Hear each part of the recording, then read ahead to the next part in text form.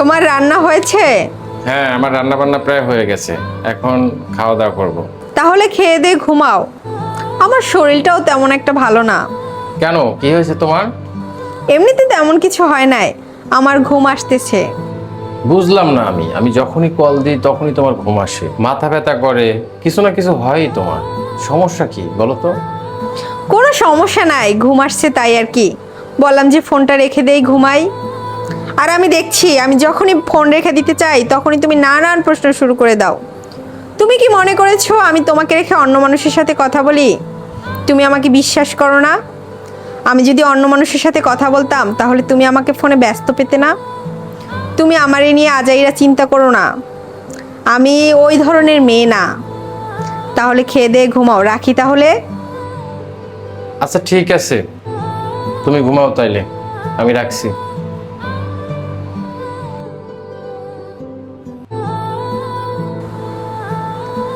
কি ব্যাপার, এত বারবার কল দিচ্ছ কেন? দেখতেছো যে আমি ফোনটা কেটে দিচ্ছি।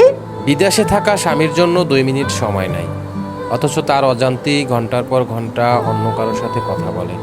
একজন স্বামী তার স্ত্রীর স্বভাবদার পূরণ করতে বছরের পর বছর বিদেশের মাটিতে একা কাটিয়ে দেয়, অথচ সেই স্ত্রী তার স্বামীর বিশ্বাসের অমর্যাদা করা কখনো উচিত নয়।